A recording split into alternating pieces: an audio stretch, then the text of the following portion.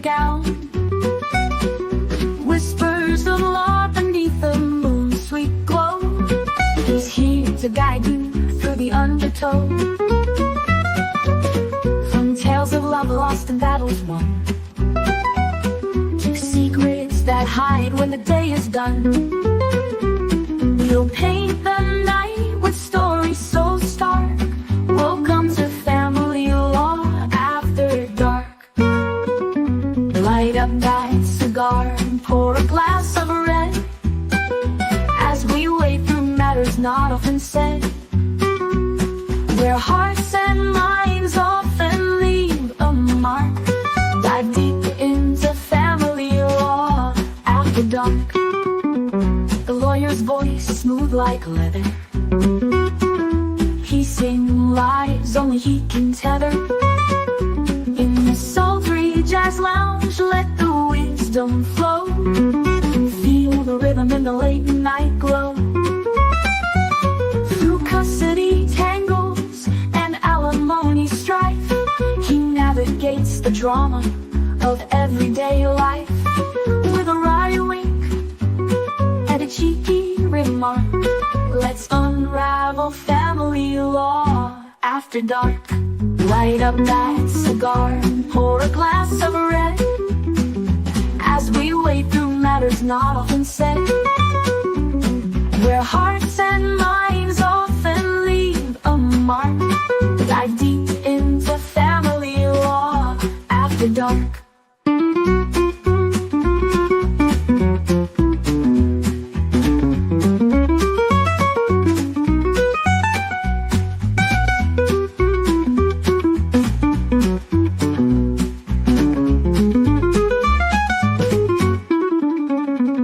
Light up that cigar and pour a glass of red, as we wade through matters not often said, where hearts and minds often leave a mark. Dive deep into Family Law After Dark.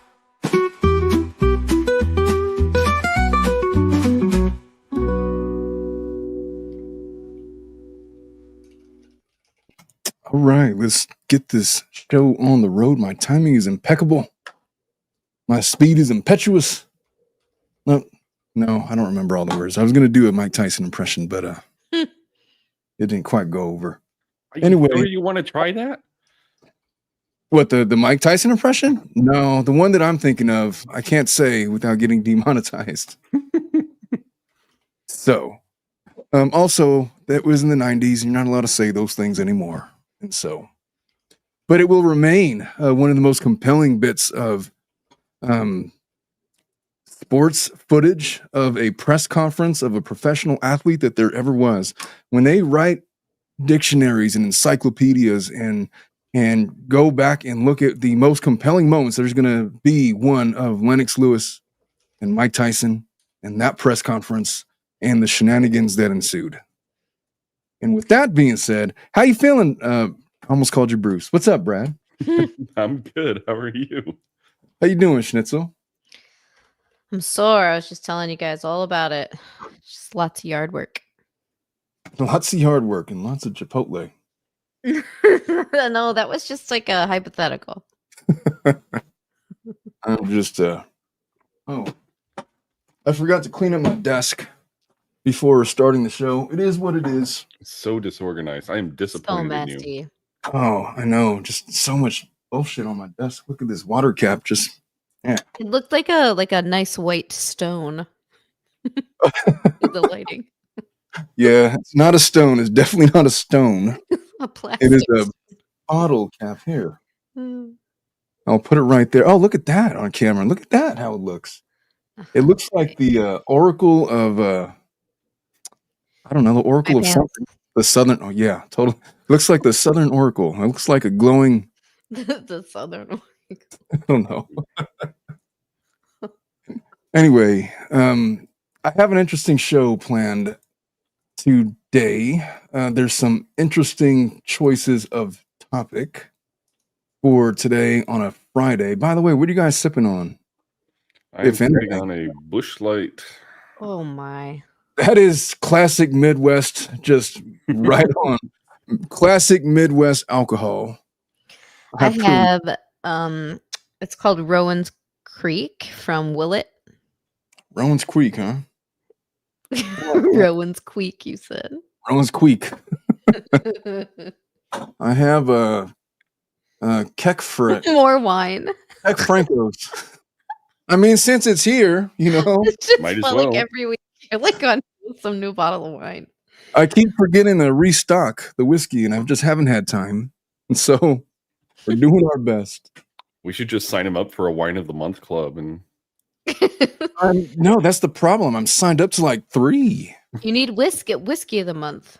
And then this one accidentally every month comes to my office, and I just keep forgetting to correct the address. And so here we are. I was out of whiskey, and so therefore we drink wine. It's my least favorite of all of the subscriptions that I have because the wine, like they literally gave me twist off bottles. Like, what is this shit? Awful. That's weird. What other subscriptions do you have?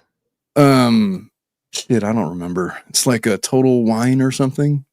Total Wine. There's another one. There's this other one from this winery up north, up near Avalon or something like that. I got suckered into that. So I got 3, and well, this is one of the 3. And what are we doing right now? How about this? Let's get into a case. Catching up after a long week. mm-hmm. Oh, it's been a long week. There's been the lively stuff. I've been catching up on the Karen Reed stuff. I was going to do an update and a recap of the Karen Reed trial this afternoon, but there's just too much. I have too much thoughts. All I got to say is Alan Jackson is a rock star defense attorney. Just a rewatch of the opening statements between him and the Commonwealth. I mean, it was like, number one, you got to respect the Boston accents, for one, for starters. But for 2, I mean, the DA for the Commonwealth sounds like Mr. Magoo. And then Alan Jackson gets up there and he's like this fiery, like fire-breathing preacher talking about, you will not find a single injury on the body of Mr. O'Keefe. Not one. You're not going to find one single solitary piece of scientific evidence that points to anything resembling him being struck by a 6,000-pound vehicle. And it's just all just very animated and charismatic. I dug it, man. I dig that style. I respected it. And when I was going through the trial, I was like, I can't just half-ass this. And so there will be a Karen Reed video, just not today. When I do it, it's going to be well prepared with lots of notes. And I have a lot to say about it. I wanted to do it justice, though. But instead, here we are for... What's up, Jules? We are here, and Michelle Molton is in the house. And Sarah Dawn and Bruce is doing gamer night tonight. So. Even when he's not here, he is still represented through me. Yeah. Oh, 3. I know. Anita was gonna join, but I'm pretty sure she's asleep. That poor lady. She was up. Yeah, she's been like, that's crazy. At like 6:30 a.m. her time, 7:30 a.m. her time without sleeping.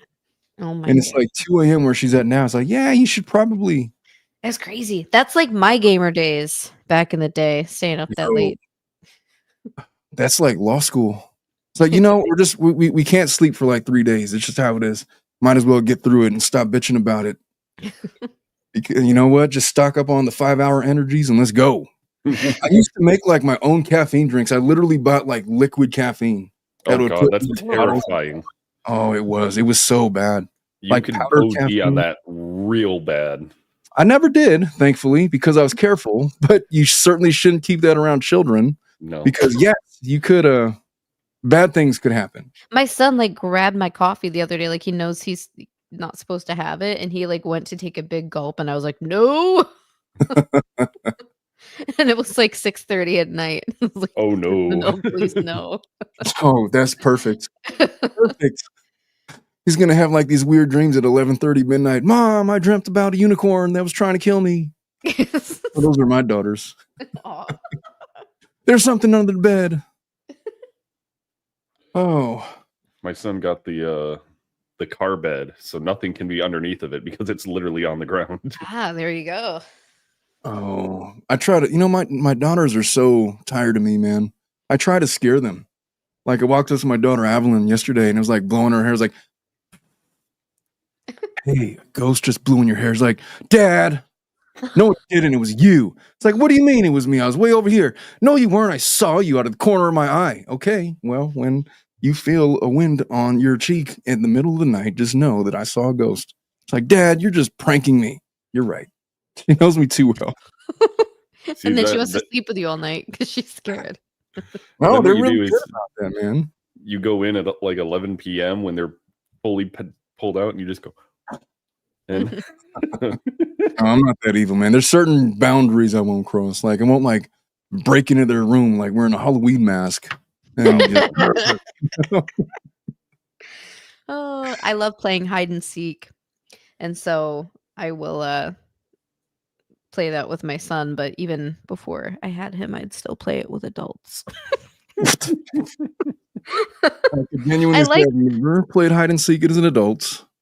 Oh, it's so fun. I was like small enough to fit in this previous relationship we played.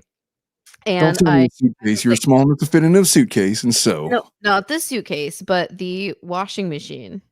Oh Ew. God, It was that's a even front worse. loader, and I was eyeing it, and I was like, I think I can fit in there. And so I was like, hey, let's play like one round of hide and seek. And so I hid in there, and he never found me. Oh, Michelle Molton says she did the charcoal face mask and scared the crap out of them. I've seen that on Instagram where they like paint their faces all the way black and just like smile with their teeth, and it's like in the pitch black. Like, ah! Love it, man. It doesn't even need to be a charcoal face mask. Just any of them masks, and they still Right. look terrifying. Make Very sure it enough. washes off, because it's not the, Anyway, don't climb into washing machines, even if they're front loading. It's a terrible idea. Even if they're front loading. All right, let's get into our first case. It's just going to be us three, and somehow we are going to muddle through. Yeah. Somebody's going to say, Well, a at least we have two female perspectives tonight. Damn. Oh, you mean me or Bruce? Damn it.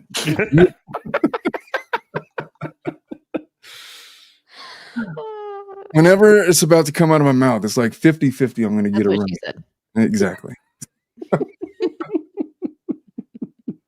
All right, so this young man, who he calls himself Big Daddy Man 92. That's a With the flair of man. Hey, my name's Bill. Just so you know, everybody calls me Big Hoss. Is that right, Big Hoss? I want to know what the other flare options are. Is this like a choice that he? I don't know, man. No, I'm Anyway. talking about the little thing next to his username that says man. Right, man. Oh man, yes. Might as well just have a squash there or something. Or what is it? Big Daddy Man 92, squash 69. Schnitzel Sprinkles. Ninja 69. XX. L. All right. This guy says, wife just asked for a divorce. I couldn't imagine why, but she did.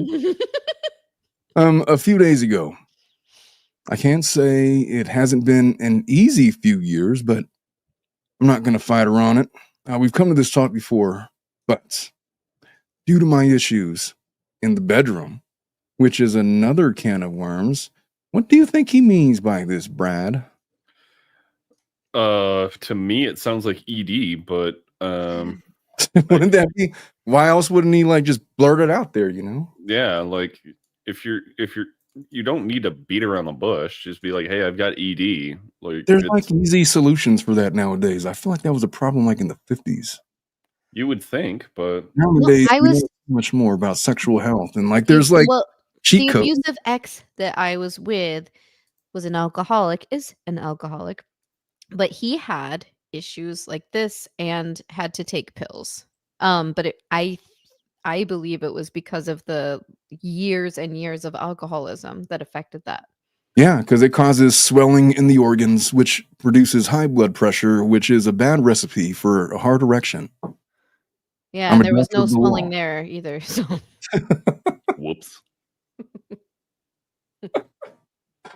Okay, so it's got issues in the bedroom. That was the icing on the cake for a list of reasons on why she's done and wants out.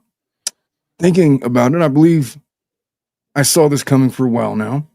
I've always just felt tolerated in my house, and her actually caring about anything I was interested in or had going on slowly became less and less. I can't blame her, to be honest. A lot of what she says makes sense. And I can say, honestly, did try to work on those things that we talked about that bothered her, forgetting things, leaving cabinets or drawers open, etc. My ADHD doesn't help this, but that's no excuse. Those little things add up, I've found. Forgetting things, leaving cabinets, drawers open, that's stuff like you do like when you're a teenager or like when you're a bachelor. But I mean, it's not that hard to, at some point, you got to take over ownership of your house and just make sure things are in order. It's part of becoming a married unit. She does her part, you do your part. And if you just leave these little micro failures all over the house, they're going to add up. But it sounds like he's not really defending himself. He's like, yeah, I fucked up. So I kind of respect it that he's at least this self-aware. Yeah. He's just not self-aware about his username, Big Daddy Man 92. And I don't want to click on his name because I don't want to see what else he's been posting. He was born in 92. That puts him at 32 years old. He knows what he is. He knows what he's become. He What has a no man. changing. Yeah. We've got a picture that's Oh, safe Jesus. for work. Oh, made for work? Should I Safe quit for on it? work. Well, not made for work, safe for work. I don't It know would what give you you a, can- it would Go give you a up. notice if it were what's the word they Posts. use on Nope. Reddit? NSFW. No. Is this him? Is this the guy? Yes, but no. You got to scroll up. Hey, Mm. that's exactly what I pictured. The kind of guy. That's exactly what I pictured him looking at. Like a guy that goes by the Hey, name. Big it Daddy. doesn't matter what he looks like. All right, he looks like he works out. Yeah. Yeah, he's got some good qualities. He got some bad qualities. He knows who he is. So he leaves the drawers open every now and then. What's it to anybody else? But his wife doesn't like it. He's got issues in the bedroom. He drinks probably Pabst Blue Ribbon. I don't know, man. What are you drinking over there again, Brad? Boosh Light. Bush Light. Just like Larry Bird. Wasn't that his drink of choice? He was a Bush Light man. I'm pretty sure. I don't fucking know. I don't fucking know. It was cheap, and that's all that mattered. It's all Jesus asks of you. It was $20 for 30. Oh Eat. my! I don't think, I once bought like a beer for a party. It was Dos Equis, I think. And I bought like one of those 30 packs or whatever it was. Mm-hmm. I didn't finish. Then we never finished them. I'm not a beer guy. I don't drink beer. I do not. That's sad. But they were like 3, 4, 5 years old. I was like, oh, are they still good? Is it the same thing? No, it is not. So, I was making micheladas that day. No, man, Love I stick with my I whiskey love and my Dos Equis. You got to put a lime in there, lime wedge. Well, what you do is 8 shakes of Tabasco sauce, some tahini. No, You put some, maybe a couple of ounces of lime juice, a couple of ounces of like a tomato juice of choice, like V8 or No. something. The spicy version. I'm allergic to raw tomato, Interesting. so I can't eat things. Well, you cannot have a michelada then. You're gonna have to have like a pina colada or something. It feels like daggers in my intestines. Eee. Hmm. It's not nice. I've had it on accident a couple times. Ooh. That happened with me when I did the Death Nut Challenge. That's exactly what it felt like. Oh, it was awful. I'll never do that again. I'm retiring a champion for what it's worth. Yeah. Dominic can come back strong this year. Oh, well, me and him were just talking about it. I was like, no, I'm retired too. I retired a loser. Hey, does he win automatically if you decline? No. If he No, I have to- challenges you? It's So by the rule- wrestling rules. Yeah, it's like you have to accept the challenge for it to be a match. Mm, You can't just challenge somebody that doesn't want to wrestle you and then declare victory. mm. I feel like that's a bad gentlemanly. Want to decor. wrestle? No, I win. it would not be fair. It does not work that way. I know I'm much bigger and stronger, so it's fine. Oh no, you win. I give it to you. Which is funny because that's how Randy Orton kept the title against John Cena a number of years ago. Was he just bitch slapped the referee and is like, "Oh well, now you're disqualified, so you still get the title." And John Cena was out on his challenge. Did you say Randy Orr? I totally know who that is. Randy Orton? Orton. Yeah. Obviously, I don't, but I know who John Cena is. I know like the big names in wrestling. I haven't paid attention to wrestling since The Rock was a thing. Well, Was And he? the other guy. Wait, what about became a Stone thing. Cold Steve Austin? That was my guy. Steve Austin was my guy. But that was the last time I cared about it was like late 90s. And even then it was only passing because really the golden age for me was like WWF, Hulk Hogan, Macho Man, Randy Savage, Ultimate Warrior, Big Boss Man, all of those guys. Did you ever watch Undertaker. Gladiators? Yes, I did. That was Gladiators. fucking For great. many reasons. There was no internet back then. It was good TV. It came on, I think, Channel 9. KCAL. I was so young, but I loved watching that show. I'd watch it with my dad. I always thought that I would Yeah. dominate American Gladiators. Or just get me on that show. I'll fucking. I have a friend who was on The Rock's what's the Beastmaster? What was his new show? Beastmaster. Is that what it was called? Did you guys hear of it? I am Googling it right now. The Or the Beastmaster. Ultimate Beast or 82? something?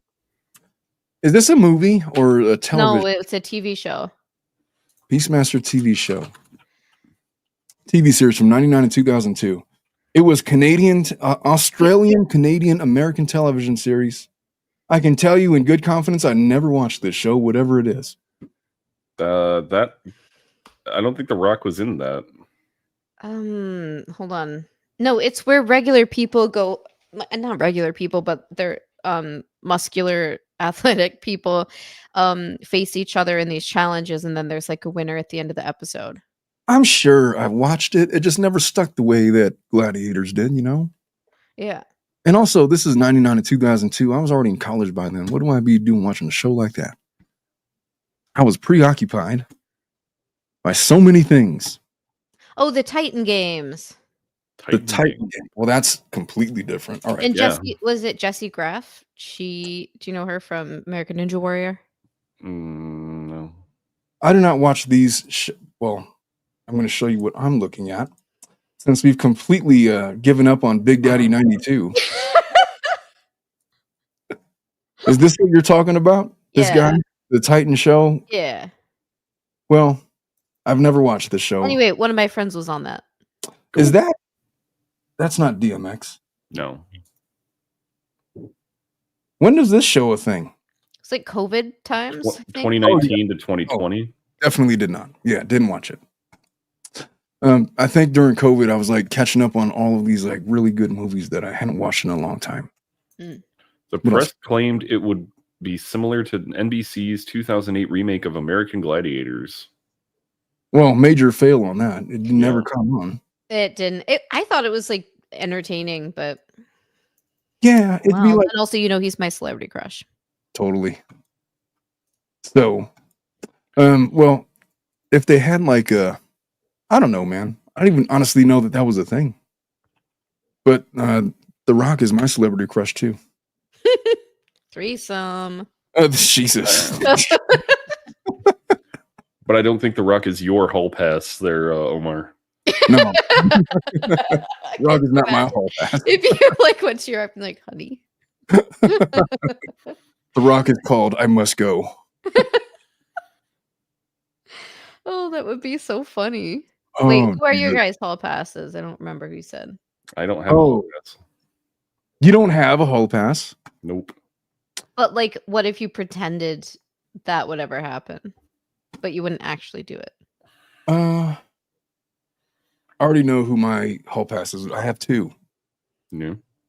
Marissa Tomei, circa 1995. Mm-hmm. That's right. And who's the other one, man? I don't know. It's your all pass. The one she was in. Connelly? No. Jennifer Connelly. That's the one. Yeah. How Those did are I my- remember that? I don't know. Well, because I've said it once or like many times on the show before. Brad, are you like more like a Megan Fox or Margot Robbie person? Robbie, obviously. Honestly, if I were to have hall passes, it'd be in the Emma Stone, Amanda Seyfried, or Anne Hathaway. Okay. Anne Hathaway is a solid choice. I would co-sign on that one. I don't know who Siegfried is, but I really like big eyes. I don't know what it is. Like the that is a doe eyes. weird Well, fetish. I feel like No, it's not like that. It's if you see those girls, you notice that their eyes are much larger on their face than. I feel like it's like the Disney princess look. Kind of. Yeah. That's weird. All right. I don't think it's weird. I think that you're kind of taught that that's what like beauty is. I'm not saying you're like victim to this or anything, fallen prey to it, but I feel like growing up, like that's what even like girls have to look at. That's like that's beautiful. That's true. The only cartoon that Barbie ever made dolls me are the same way. Barbie dolls aside, the only cartoon that ever made me feel funny was Jessica Rabbit. I was 8 years old, and I was just so fascinated by what is that lady? Jesus. What about the fox from Robin Hood? Oh, the Fox from Robin was that was another confusing thing because Disney did this thing where they like made these really attractive female animals. Yeah. And Robin Hood was like the thing, and then Lady Space Jam came out, and that was even wilder. I don't know what Space Jam. I mean, that was 96, 95, Michael Jordan. Yeah, but yeah, Robin Hood was they had what was like I guess Dumbo. All right, I got to refocus the show because we're going way off the rails. What the fuck are we doing? All right, this guy needs some advice on his next steps. Let me give him some advice. She hasn't officially filed, but she does want separation to see if this is what she does want. I'm pretty sure it is. I just want her to be happy, and if that isn't with me, then so be it. We have a child together, and although she said she won't be malicious or anything like that when it comes to my spending time with her or wanting to see her, I'm curious if I should set something in writing or meet with lawyers. Yeah, definitely meet with a lawyer. This is all really raw right now, my hopes and dreams and whatever. Okay. He were to come to my office saying all these things. This is what I would tell him. Look, you're 32. How long you been married? He's probably going to tell me something like, did he say in here? He didn't say how old he was. Less than 10 years. That's a good thing. This is a short-term marriage. If you're in a community property state, for example, in California, alimony is going to be cut in half because it's a short-term marriage. That means if you were married for 9 years, you're going to pay her alimony for 4.5. It's reasonable. You're going to have to worry about child support. You're going to have to worry about custody and visitation and things like that. You strike me as the kind of guy that is already kind of set on, she's the primary parent, she's a good mom, whatever, and you want to have visitation rights, we could get that for you. Have you talked about it with her, what that's going to look like? Because separation inevitably leads to divorce. He doesn't have to give me a reason about why he wants to get divorced. I mean, all the other stuff about why she wants to divorce him almost doesn't matter. If she wants out, she's going to get out. If he wants out, he's going to get out. And so the practical, obviously, division of the assets, whatever they own, split it right in half. Everything acquired during marriage is going to be considered community property and therefore divided in half upon separation when we figure out what the MSA is going to look like. Once we get the financial considerations, all that's left is, dude, you're going to be like 32. You're going to be in your mid-30s. You're going to be starting over. You're a good dude. You're a good-looking guy. You're going to meet somebody that would appreciate somebody that has the name of Big Daddy Man 92. Maybe she wouldn't be so sore at the sight of open drawers and all the other stuff that he does. It doesn't seem to me like he's done anything overt. He's just fallen short in the eyes of his partner. Sometimes that happens when you get married too young. And so he has a really good perspective on it, to be honest with you. Aside from financial considerations, he strikes me as the kind of guy that's going to bounce back. Like a year from now, he's going to be doing just fine. My advice would be get your ass, get in the gym, get yourself real healthy, Start losing weight, start building muscle, start getting yourself on a diet, start taking care of yourself. It's the only time you've been able to focus only on yourself for some time. Take advantage of it. You got another 60 to 70 years to live, man. So take the L, appreciate this for what it was, learning experience, whatever, and go on and go forth and conquer. What else is there to say? The legal stuff we'll take care of. He doesn't sound like the kind of mom that's going to be vindictive. He has flagged that as something that might be an issue. If we could figure out how to navigate that, then the marital settlement agreement is going to be pretty easy. I probably would charge him like a nominal. I'd probably set him up for like mediation. I'd probably invite her into the office and say, if you guys really want to do this, fine. These are the issues that need to be resolved by the courts. And we'd go issue by issue. We'd focus on the length of the marriage. We'd focus on what they want to do with the minor children. And then we focus on support. And then we focus on separate property versus community property. Then we focus on retirement accounts and then ancillary issues down the road. And it goes pretty quick once you resolve custody and visitation. So this is a pretty simple divorce. He doesn't have a whole lot to worry about. He doesn't sound particularly concerned that he's going to lose half of his shit.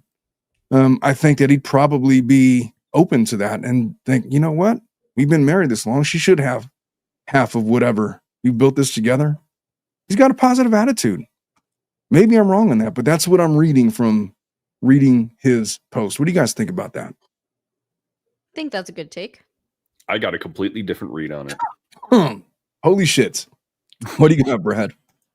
It sounds like he's already given up and is just kind of wallowing in this. I don't want to call it self-pity, but it. I got to get Michelle off the screen. I left her on there again. I do that all the time. I put people up there and I leave them on there for like the whole show. I apologize, Michelle. But it really just feels like he's like, well, she's taking all of these opinions and, you know, it kind of sucks or whatever, but that's what it is. And it doesn't seem like he's really taking initiation in the relationship. He's just like happenstancing around. And it's like, well, she's doing this and she's doing this and I'm just kind of around. And it's like, you're not being active in your marriage from what it sounds like. You tried to work on some things and haven't been able to get around those, but you if you're just going to stand aside and let your marriage fail, then it's I do not need a monster. Goodness. But it's just it's at least that's how I'm interpreting what is read. I guess the thing is, I'm not going to be his marriage counselor. If he's that resigned for his marriage to end, then who am I to tell him? I can't give him fight. You know, if he doesn't want to fight for his marriage, you're going to see somebody later on that wants to fight for their marriage. And you're going to see what that looks like. This guy, if he's that resigned, he's like, yeah, fuck it. You know, some ladies, that's not very attractive. And so I'm not going to fix him. I don't know what his issues are. I'd play golf with that guy. I'd have a drink with him. I think that he's perfectly a delightful guy.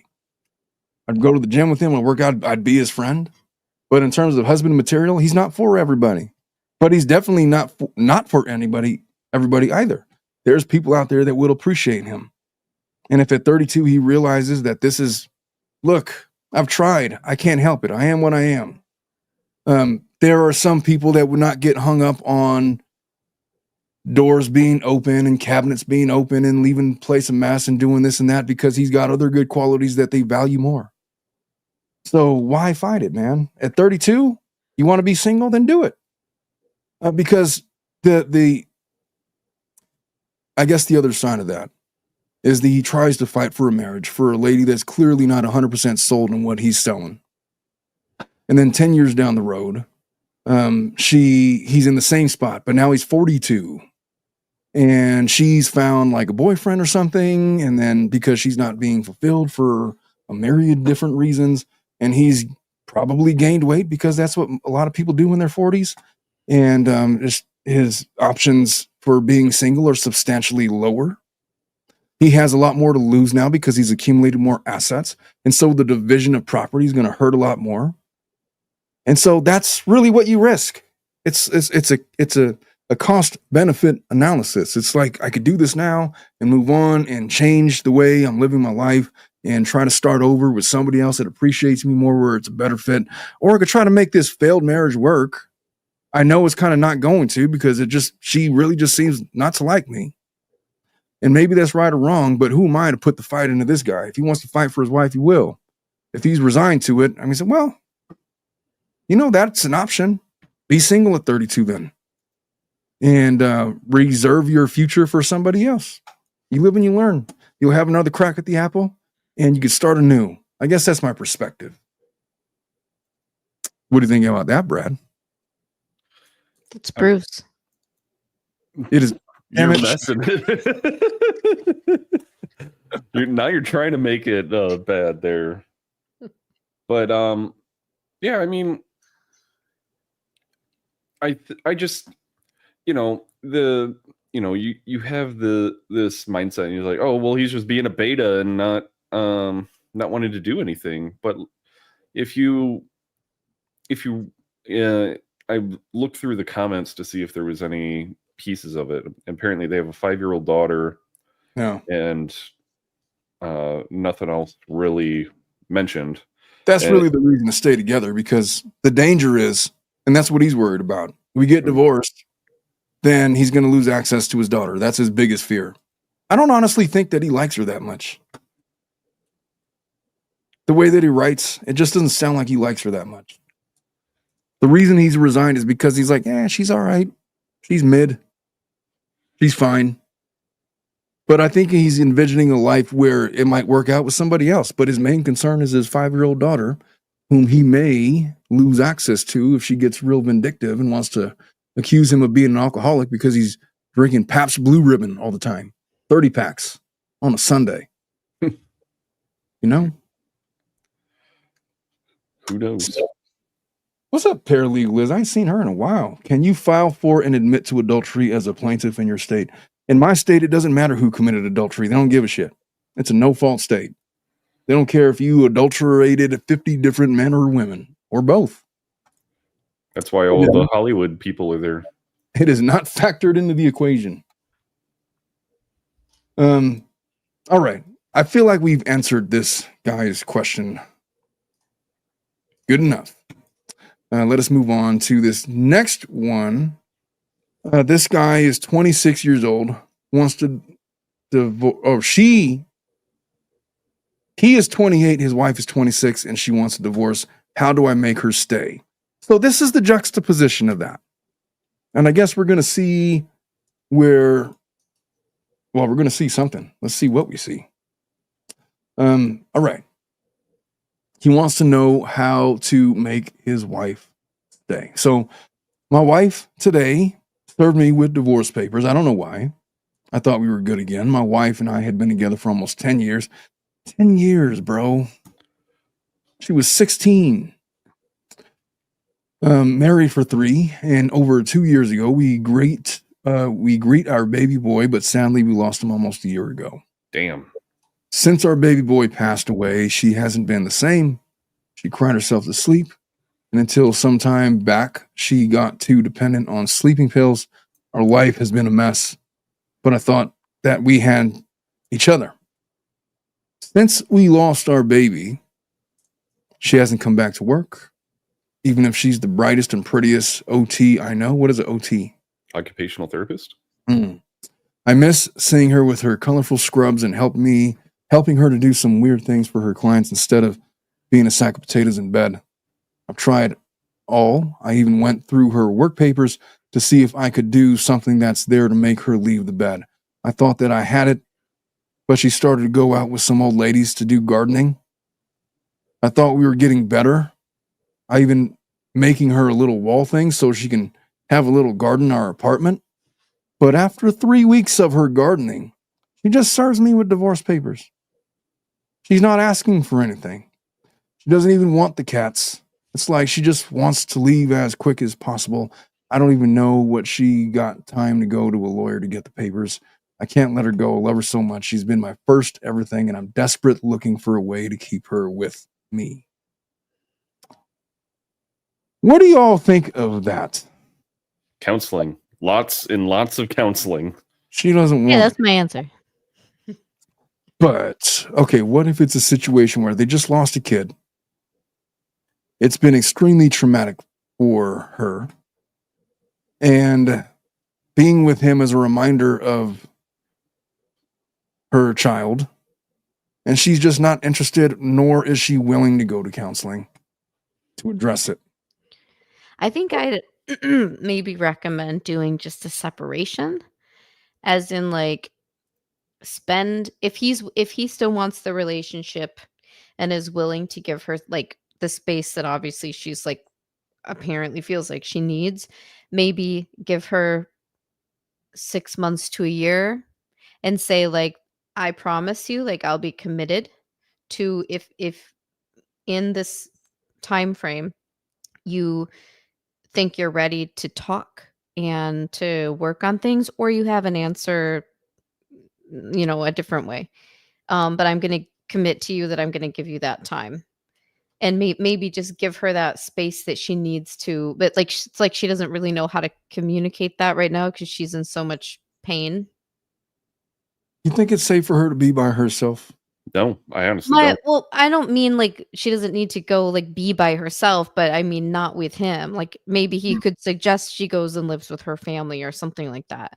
Yeah. But if she wants a divorce, I mean, he can't force her to stay either way. Yeah, this is not relationship issues. Like she's going through severe trauma. Yes. Right. It has nothing to do with him insofar as, like you said, relationship issues. It's this trauma that they both experienced, but she's experiencing it alone for whatever reason. She's probably like catatonic. She's probably just a shell of herself. And God, I could not imagine losing a 1-year-old baby. No. I just could not fathom having to go through that. I mean, I got my girls. They're like growing now. They're like, they're going to be 1/6. The other's about to be 5, coming up here in June. And, I got an 18-year-old. She's about to turn 19. And I remember them when they were 1. They were like little fucking people. They were just, Yeah. you grow really attached to them really quickly. Like it only takes like maybe a week or 2. And then like you're willing to like throw it all away just to make sure that they live.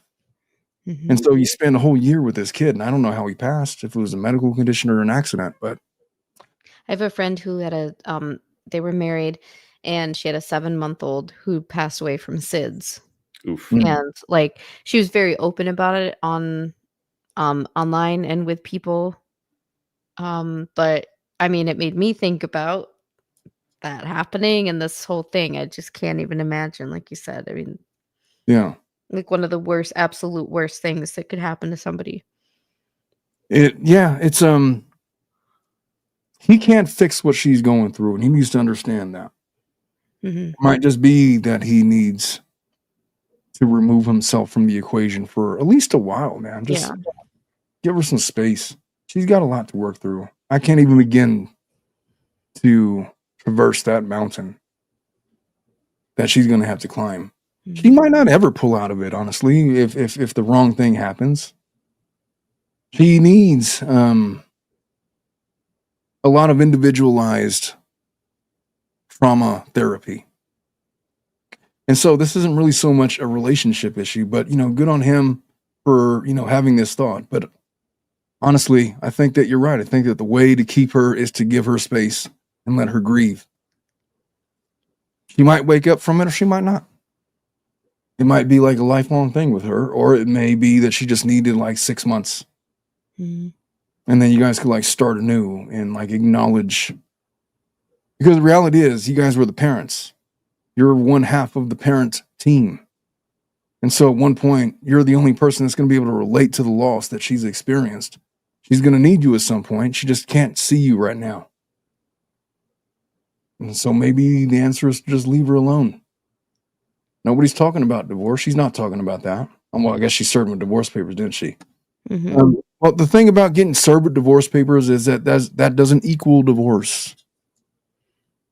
Matter of fact, in California, even if you finalize a divorce, you're not officially divorced until 6 months after the date that you've been served, because there's this cooling off period that takes place. And In so, case you change your mind. yeah, they never do, but it's the law anyway. Michigan has a mandatory 1-year separation. The other thing is attorneys are really fucking expensive, man. And so if she has an attorney, she likely is going to struggle to afford them. I mean, I bet she's not even thinking about that. It's just Yeah. her trying to separate away from what she associates with this trauma, which is this man. Yeah. So just make it easy for her. Just like say, look, if this is what you want, I will leave. I'm going to leave. But I'll be here if you need me. But I'm going to leave because you need the space. I'm going to respond to this divorce because he filed it. I'll respond to it. But if ever you need to talk about anything, whether it be the divorce or something else, I'll be here. And just make it easy. And just understand she's not likely divorcing you because of you. There's a lot of trauma that she's going through that you're probably going through too, but she's just processing it a lot different. Yeah. And so that is that case. Wow. Let us go to a different one. How about this? Let me just make sure. All right. This is going to be a short one. This is the question. Married men, what advice would you give to people early in relationships? And I guess we could extend the question to married women. What advice would you give to people early in relationships? What would you say? What say you, Brad? I think people want to get married for many different reasons. But I think those who are secure in themselves will find themselves much better off in their marriage than if they go into the marriage expecting it to fulfill them in some way. So make sure you do some introspection on yourself before you think about getting married. I guess, well, I should let Schnitzel go before I go. Go ahead, Schnitzel. What Early advice in a would you give? relationship, be honest and communicate. And set boundaries. My advice for, I guess if you're a guy or a girl, my advice early in relationships is to date selfishly. Be incredibly selfish with what you want. If something is like a red flag to you or just unacceptable to you, then don't settle for that, man. Just get rid of it. There's no harm in ghosting folks. Look, I'm old school, but if you want to ghost somebody, what's the harm in that? Go for it. Ghost somebody then. If they haven't, in your world or in your eyes, earned the honor of a formal goodbye, then they're not worth anything. And who am I to judge that? Ghost people. Be selfish. Demand the things that you want. Be unabashedly who you are, because the worst thing that you can do in a new relationship is pretend to be something that you're not.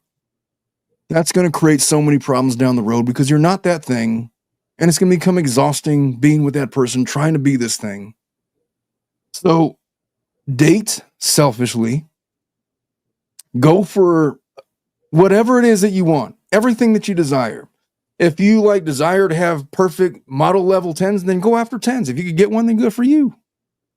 If you can't get a 10, then, figure out where your batting average falls, I guess. And go after all of the things that you want. And date a lot of people. And don't settle down early. And don't just date somebody with this idea that, I could just see 6 months down the road that things are going good, I'm going to propose. Don't date people like that, man. What are you doing? Putting the cart before the horse. You date selfishly. You date people because you think that they're attractive. Be as shallow as you want to be. Because later on, you're not going to be able to be shallow because you're going to have dated some, 10-level supermodel, then she's going to dwindle down to a 7 or a 6 or a 5 or a 4 or a 3. I don't know what's going to happen. It's possible. From a 10 to a 3. Shit happens. People get older. They age. They change.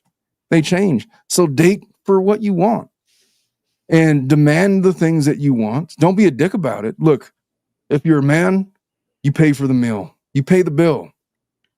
I don't subscribe to this, oh, we're going to split the bill because equal rights. Fuck all of that. If you want to take a young lady out on a date, you pay for the meal. You pay for the dates. If you don't want to do that, then, hey, I don't speak for all men. I'm speaking to my son that doesn't exist. I'm speaking to the men that are prospectively going to be dating my daughters. Pay the fucking bill. Open doors. Be a gentleman. Tell her she looks pretty. Bring flowers. That's just toxic masculinity, young Mar. Stop that. Am I being toxic? If I'm being toxic, I'm talking to the men that are prospectively going to be dating my daughters. This is what I'm just saying, man. Just be respectful, but be selfish. And I think because this question is talking, like, it doesn't say what age these people are. I think you should be selfish when you're younger, but maybe by the time you're like 35, maybe you already know what you want. Yeah. But and you never get there if you don't like have a couple swing and misses. Swings and misses. You're going to strike out a bunch, you know? Lots of failures. And maybe don't get attached too quickly. Definitely don't get attached. Certainly. Like, oh, I met, my freshman year high school sweetheart. He's the man of my dreams, my Prince Charming. He's just a fucking kid. You have no idea what he's going to look like 28 years from now. Hormones in high school are so wild. Yeah. What are you talking about? I got to tell you, man, because I often get accused of this. I like how Omar thinks he speaks for all men. I'm not speaking for all men. There's men with different styles out there. I'm a certain kind of guy. I'm speaking for guys that I'm speaking for a subset of men. Certainly not for all men. I'm the kind of lady who likes to pay for the meal. I like to open the doors. I like to walk on the outside of the sidewalk. And that's why Schnitzel likes guys she can peg. Guys I can pay? Peg. Oh, peg. That only happened once.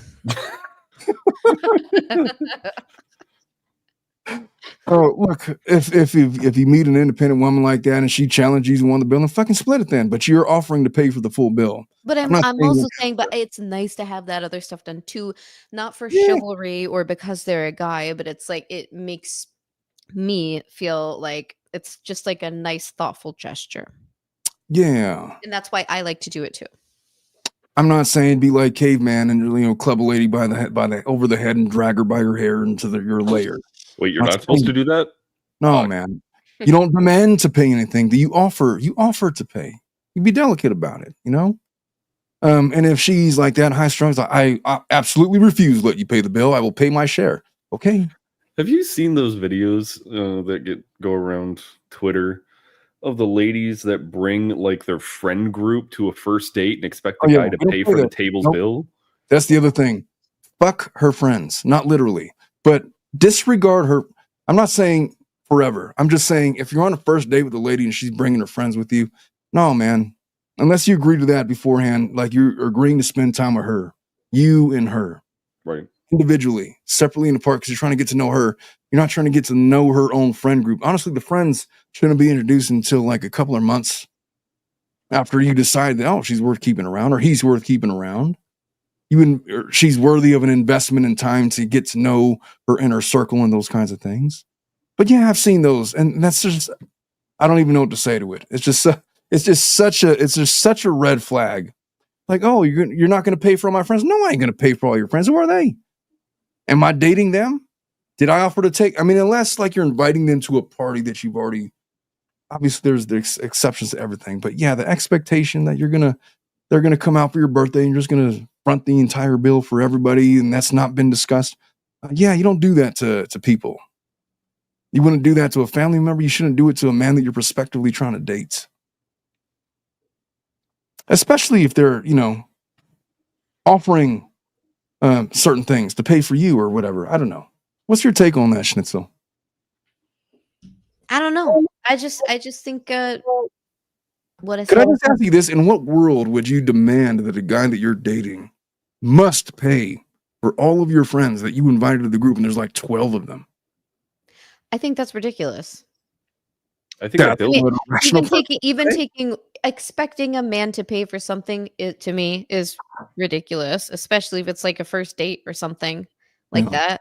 And in no way would I be inviting like a friend on my first date. I wouldn't do that. Well, not on a first date. On a subsequent date, you got to have a discussion with people. And if the guy is cool with doing that, then fine. But you don't spring it up on him when it's time to pay the No, bill. it wouldn't be expected at all. If I said like, "Hey, like my friend Veronica wants to come and like, meet you and have dinner," like she has, whatever it is. Like even with my current husband, I had a friend of mine, one of my gay friends, who came and met us for drinks and stuff. And You got like my gay we brother in here. You should introduce him. we offered to like pay for his stuff, but my husband and I were just dating for like, I don't know, a month or maybe even 2 weeks when that happened. But it like we offered to pay. It was like, I don't know, my husband and I would split it or whatever, but we were like, no, we got you. So like that kind of thing. Yeah, but I would never expect anyone to pay for anything. Well, like if it's a family dinner or something, you offer to pay the bill. But like just random friends that I don't know who these people are, No. I'm not going to see them past the night. That's kind of a foul. Chris says, depends on how big the implants are. No. The man's ass implants. Totally. That's The exactly what BBL implants. the man BBL is man BBL a thing yet? Brain implants. I'm sure I it have is. no idea. Why don't you just do squats? It's cheaper, It takes longer. but the payoff is so much better. Yeah. I mean, I don't have either, so Chris says, I just Hey. have fat pads. fat pads. If you're double D's and your friends want to drink, you get them the drinks. Totally, Chris. Definitely do that. Joel says, what if they're real and not implants, though, Chris? I think we'd be able to tell. I feel But like she's men saying, could do they get the same treatment? yeah, I think they would get more favorable treatment. Okay, are you guys implants guys or natural No. guys? Natural. There's never a good reason to get implants. That's strictly for women. I could understand the idea if a woman, for whatever reason, lost a breast or both Definitely. from cancer, then yeah, implants. But otherwise, natural all the way. Natural always looks better than fake, no matter how small they are. Just how it is. Because the thing is most women get implants on breasts that are either at least medium sized, and they just want them to be humongous, and it doesn't look good. But if they remove all of that tissue and fat, which is what most of the breast is, and then replace it with something, then it looks more natural than just adding something on top of that. Chris says, bullshit, don't forget the power of hormones. Nice rack is a nice rack. I mean, I'm not saying that you wouldn't look at a nice rack that's a fake one. I'm just saying that, on average, authentic is better than artificial. What's your take on this, Schnitzel? I don't know. I was at an age when I wanted to get implants, and then I was like, I actually had a friend who had it done, and she was like, do not ever fucking do this. She said it is so painful. The recovery took really long. And like, I mean, I'm happy with mine, but I used to think like, oh, maybe it would be nice to have like bigger, like double D's or something. Sorry guys, I don't have double D's.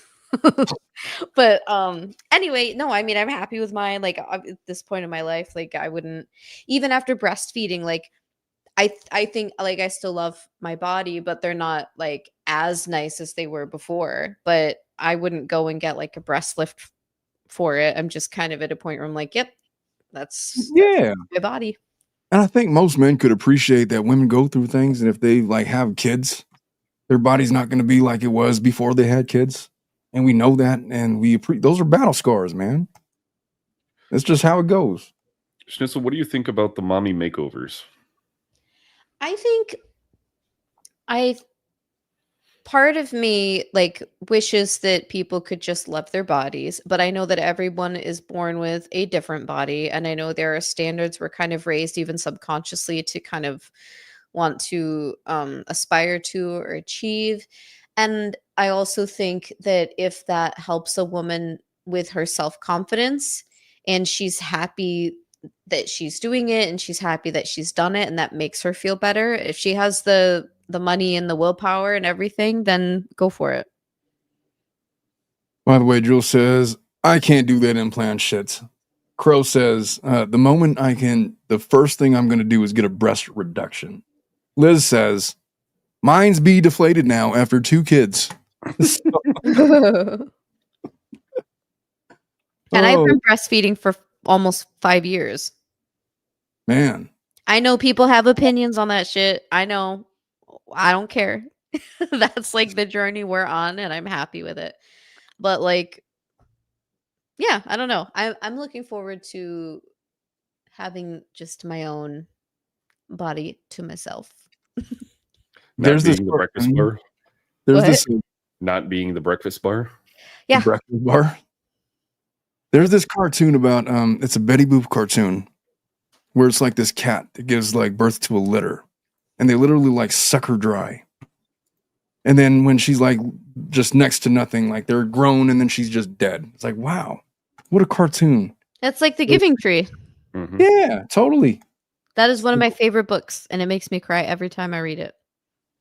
I've never read The Giving Tree, but if it's anything like that What? cartoon, then yes, it is. Oh my Wow. god! Like, you literally should look it up right now and read it. The Giving Tree. Are you gonna get struck though? For By Alex Silverstein. The Giving by Alex Shel Silverstein. Silverstein. 64-book Harper and Row, a children's picture book written and illustrated by Shel Silverstein. Chelsea. On things of selfishness. Can't talk.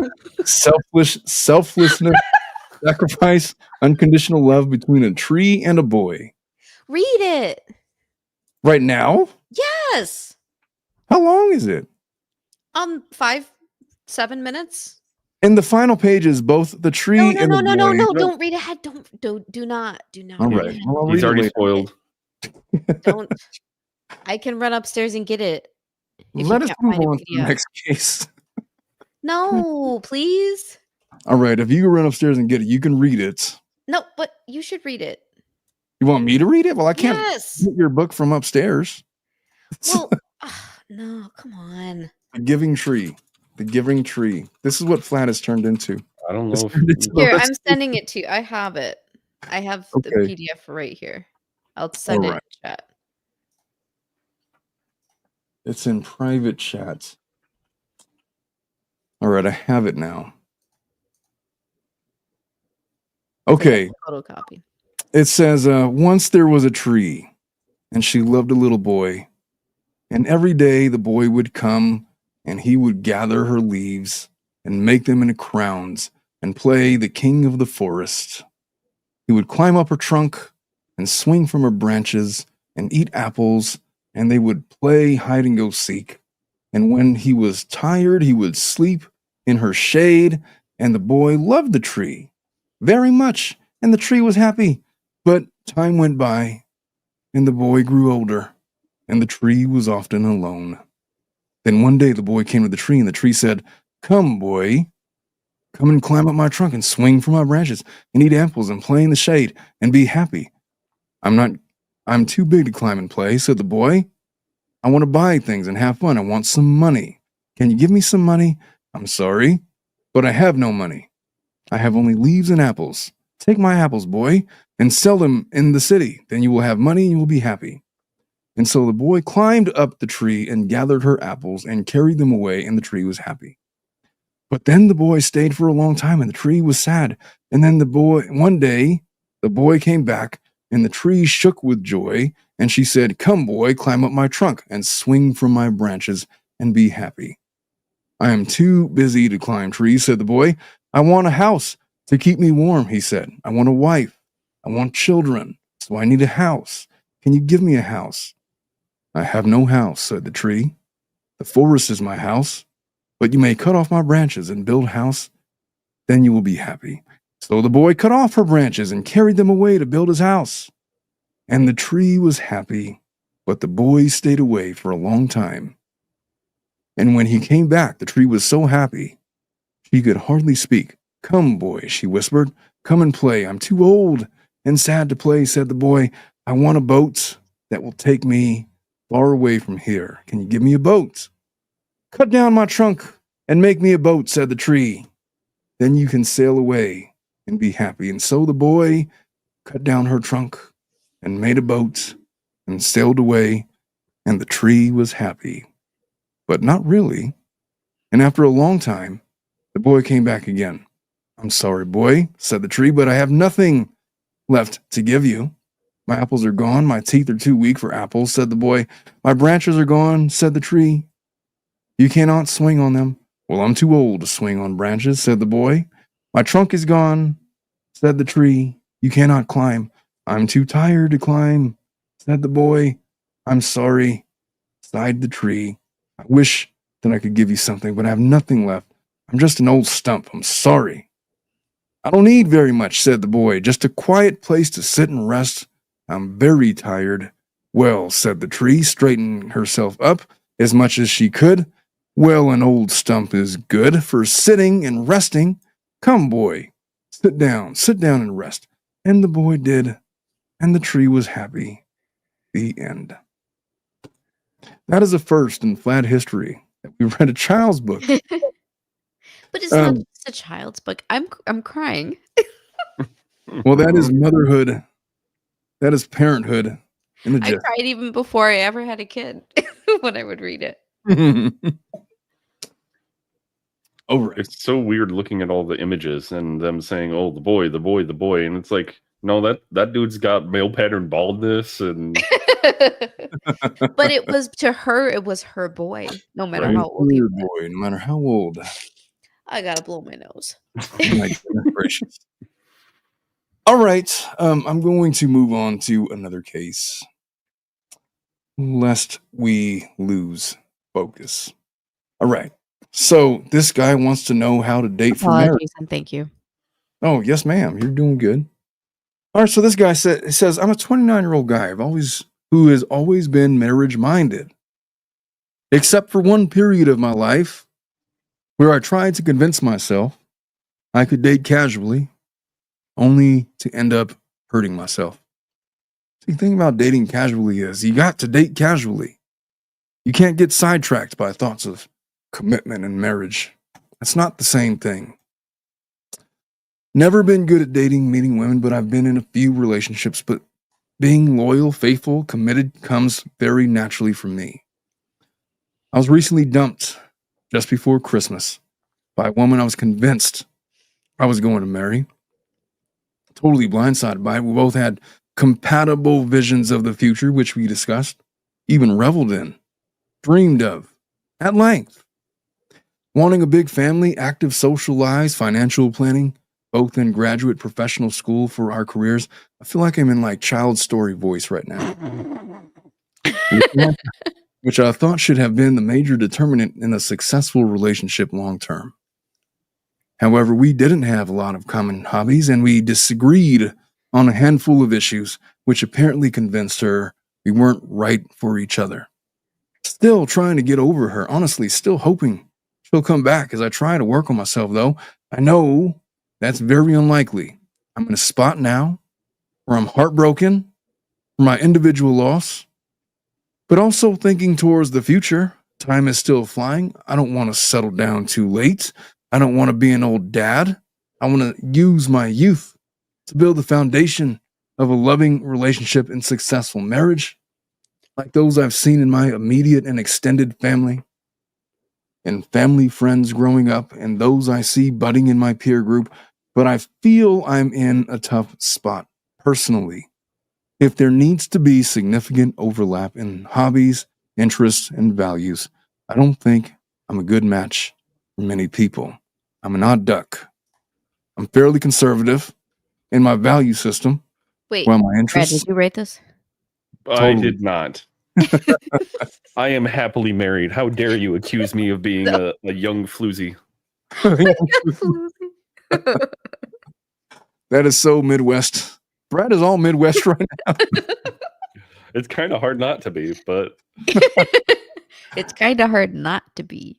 In my value system, while interests, taste, and hobbies match better to more progressive circles, It seems like women that share my interests will object to some of my values and perspectives, while those that share my values will not be able to connect or spend quality time over shared hobbies and interests.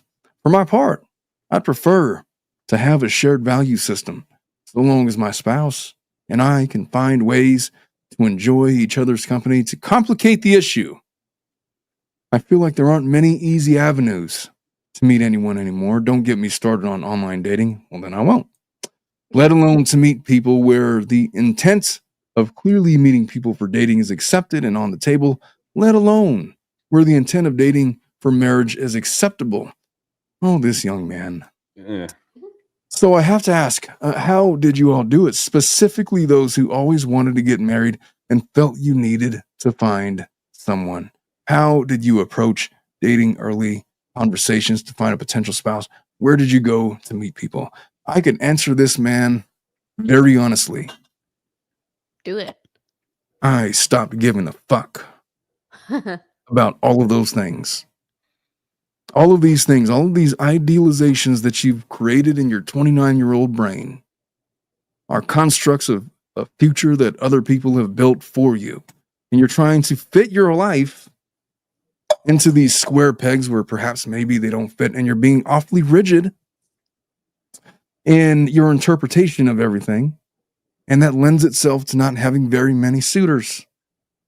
I think that the solution for a guy like you is you have to be like Bruce Lee said. You have to be water. You got to be water. Go with the flow. Water takes many shapes. It takes whatever shape it needs to take, but it never ceases being water. If you could be more flexible in what you're looking for, in your ideals, and not this weird version of your future that you've written, but the universe hasn't, I think you would be more successful with women. That's just my 20,000 feet take on this guy's problems. What do you all think of that? I think he needs to stop listening to Andrew Tate for one. You think this is Andrew Tate guy? It sounds like it, but I really want to know what a guy who leans conservative but has, in his words, progressive interests and hobbies. Like, that just sounds completely weird, because unless this guy is like conservative Christian, but going to do like his interest in hobbies are like pride marches and whatnot, I'm not really seeing what the dichotomy is there.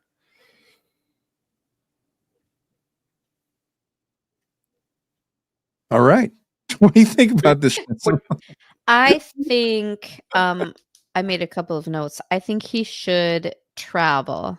He should go to different places in the country, in the world, alone. Go on these trips alone, experience different cultures, do activities on those trips, and at home where he can meet new and different kinds of people. I think that will teach him a lot about himself rather than what he thinks he should be and should have. Yes. So you think he's being too rigid? I think, well, yeah, but I think it's because we're kind of taught like there's a certain path in life that you're supposed to follow. And I think that he's kind of stuck in that. Yeah. Always been marriage minded. Well, you know what? Try not being marriage minded. You never know. When I stopped being marriage minded, I don't think I ever was marriage minded. Matter of fact, I was definitively not marriage minded. And that's how I ended up meeting my wife. When I just was completely devoid of any intent of marriage, when I dated selfishly for entertainment, for, lots of things. But it ends up evolving naturally. Who you end up becoming partnered with. If you have this rigid idea of what you want and you try to force it from like day one, you can never grow together. You're trying to force her to grow into your thing, and you're not letting her grow with you, and you're not allowing yourself to grow either. And maybe that has everything to do with his rigid upbringing, with this idea that he just knows what he wants at 29 years old. and he's not going to settle for anything less. And if that's the case, then good for you. You will die alone. One of the interesting things, I know he says, don't get me started on online dating. Mhm. Match has a really cool program where they will they will do these events. And because I remember doing one back in, gosh, this would have been 2013 or so. It was at this place called Terrapin Adventures in Maryland, where they had like rock climbing and obstacle course and other stuff. So you got to do this activity with a whole bunch of, I'll say, similarly aged singles. And then at the end, there was dinner hosted on site. So then you got to, talk to everyone. And it was really cool meeting place for people to do something together and enjoy a meal without having to feel the pressures of doing one-on-one dating. And I think doing mixers like that was really cool. Hey, Brad, my brother just says that you seem limp. Wait, I seem limp? No, he didn't. He said nothing Tate about this dude. He said he seems limp. He's talking about the guy. I was just fucking with you. I'm sorry, Brad. No, you're good. Yeah, man, the guy just needs to fucking take the stick out of his ass. Open up. Just stop being so closed-minded to stuff. First of all, how the hell do you know that online dating doesn't work? Maybe it will work wonders for you. Online dating worked for me. Yeah, I think that if he were to go travel and just like take a 6-week vacation to like Spain or something, he would be forced to let go of that rigid way of thinking, because nobody thinks like that over there, man. You have to assimilate to the way that they do things. And their way of life is so much different than ours. He feels probably culturally deprived. It wouldn't hurt him to get a feel for humanity in a different sector of the world. I agree with Schnitzel in that regard. But you don't even have to go to like another country. The United States is so big and so diverse that you could literally go to another state and feel like you're in a completely different country. No, That is for true. sure. I mean, I guess my point is like get out of your comfort zone of where you live. Yeah, And like, if you're and- stuck within 30 miles of where you live, then yeah, it's going to be terrible. Yeah, and even travel, like I've traveled internationally multiple times on my own. And while I wished at the time I had someone to go with, I'm grateful now for like everything I had to learn and do on my own, and like experiences I got to have that maybe I wouldn't have had I been with someone else. For sure. For sure. I love that perspective. And so maybe it's not. He doesn't have to go I was like in Germany for a whole month by myself, which was super cool. But like, where the schnitzel comes from. exactly. Anyway, yeah, I just think you learn a lot about yourself, maybe even in ways you wouldn't anticipate. I agree with that. And you're right. Maybe he doesn't need to go to a different country, but find solace in a different state. Move to a different city. Maybe stop or just visit an actual city. Yeah. And like hang out there for like a month or two. Like make some new friends. Like put yourself out there. Take some risks. Stop thinking that you got your whole future figured out. Let the universe collaborate with you. You don't dictate to the universe. Let the universe dictate to you a little bit. And maybe collaborate and you'll live a happier, more fulfilling life. How about that? So, moving on, I got, how are we doing on time? An hour 19? I think you should read another book. You got any more books? All right, let's, I can do one. This one lady says, don't ever ask married friends for dating advice. She's got something she wants to say. Or should we do, you know what? I have to because it's in the title. We're going to do this other. All right. So, Bruce, if you're going to hang out in the comments, you might as well just join us. No, he's hanging out with his gamer friends. He's like gaming while he's commenting. He's like multitasking. Bruce says, as a youth, I wanted to rebel against authority. And look at him now. And by the way, Bruce, what is this picture, man? It's This is him out in nature. Yeah, but it's like he's like doing like a hip hop thing. This is like his Like- rap it's album like- cover. His It's rap me. album cover. He's like Eminem, bitch. Ask chat to meme his picture. You know what? Chat, meme Bruce's profile picture. I'm going to leave it up on the screen and come up with his album cover title. Bruce the Magnificent, Bruce the Moose, all the way down from the spruce goose. Who made the spruce goose? Fucking France, I think. I don't know who made it. No. Oh, like who like built it literally? Who like designed it and everything? Oh shit, I don't know. That is not in my memory bank. I could tell you that much. Who did it? Who was the one? Howard Hughes, dude. Oh, Howard Hughes. I remember seeing that in that movie. The with Aviator. DiCaprio. Yes. That's Never saw right. it. That's right. It's not a very good movie to be fair. It's fucking great. To be It's fair. really long. It's really fucking long. Okay, that doesn't make it not good. You know what?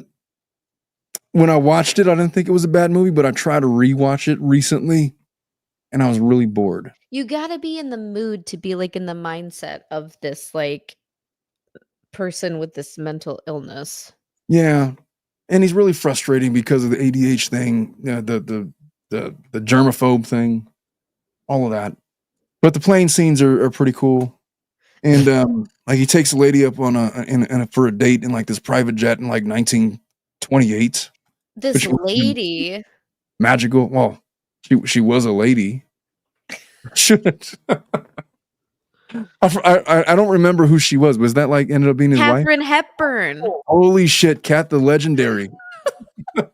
This lady. Oh my god. Yeah, Maybe I you haven't should seen that like movie. go back and pay attention while you watch.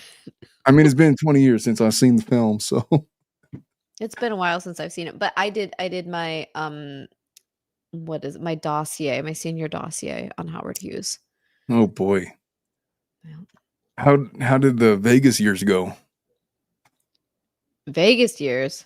Yeah. I don't know if I talked about Vegas years. I talked about yeah. like it was for my psychology class. Oh, like what was your psychological analysis of Howard Hughes when he was living in a hotel in Vegas and like peeing in buckets and stuff? And Oh, the peeing in jars and not emptying them, Yeah. and watching the movie Mm. over and over. I don't Yeah. remember what all I wrote about it, but at the time I was obsessed. Well, it's a topic to be obsessed about. Howard Hughes is like the subject of a Tina Marie song. Oh, What was that song? I don't even can't- know who Tina Marie is. You don't know who Tina Marie is? Oh, I don't. Holy is she from shit. the 30s, like when you were 20. No, she's from the 80s, early 90s. Okay. That's way Um, before me, man. What the fuck? I'm flabbergasted. What songs did she sing? A Portuguese Love. She sung with Rick Lover Girl. James. Here's Lover looking Girl at was- you. Work it. Yeah, she had a duet with Rick James, who, by the way, he had a set of pipes on him. You wouldn't think it, but god damn it, the guy could sing. At least that one song that they sang. Casanova Brown. Casanova Brown. Casanova Brown. She references Howard Hughes in those lyrics. That's the song. That's on a playlist that I have somewhere on Spotify. She passed away in 2010. People didn't know that she was a white girl. She was one of the preeminent R&B soul singers in the 80s, maybe late 70s, but more, early 80s, late 80s. She was born in 1956. She was probably one of the top 10 female vocalists of all time from the 20th century. Easily. That lady could sing. Her songs might not have all been very good, but god damn it, could she sing. I'm just saying. Enough with my Tina Marie rants.